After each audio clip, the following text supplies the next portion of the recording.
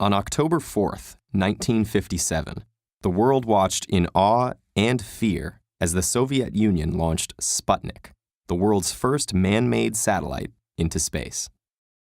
This little metal ball, smaller than 2 feet in diameter, launched a space race between the US and USSR that would last for 18 years and change the world as we know it. Sputnik was actually not the first piece of human technology to enter space. That superlative goes to the V-2 rocket, used by Germany in missile attacks against Allied cities as a last-ditch effort in the final years of World War II. It wasn't very effective, but at the end of the war, both the US and USSR had captured the technology and the scientists that had developed it, and began using them for their own projects. And by August 1957, the Soviets successfully tested the first intercontinental ballistic missile, the R-7, the same rocket that would be used to launch Sputnik 2 months later. So the scary thing about Sputnik was not the orbiting ball itself, but the fact that the same technology could be used to launch a nuclear warhead at any city.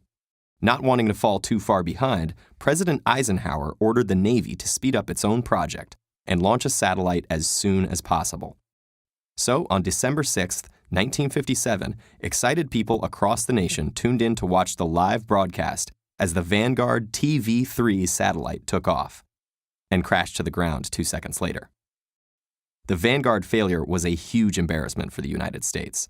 Newspapers printed headlines like Flopnik and Kaputnik, and a Soviet delegate at the UN mockingly suggested that the US should receive foreign aid for developing nations.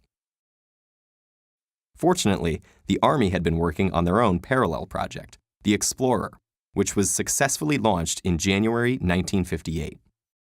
But the US had barely managed to catch up before they were surpassed again, as Yuri Gagarin became the first man in space in April 1961. Almost a year passed, and several more Soviet astronauts completed their missions before Project Mercury succeeded in making John Glenn the first American in orbit in February 1962.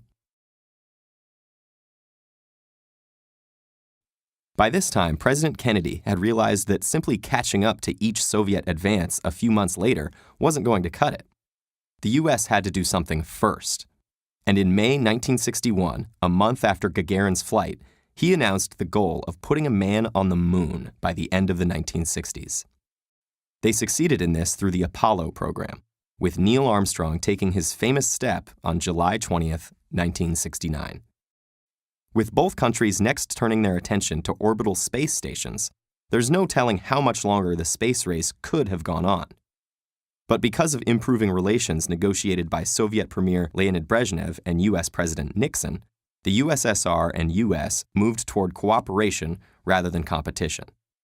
The successful joint mission known as Apollo-Soyuz, in which an American Apollo spacecraft docked with a Soviet Soyuz craft and the two crews met, shook hands, and exchanged gifts, marked the end of the space race in 1975.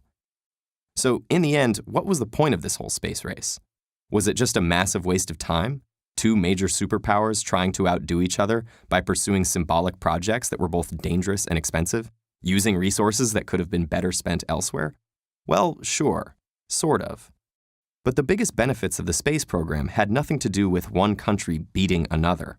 During the space race, funding for research and education in general increased dramatically, leading to many advances that may not have otherwise been made.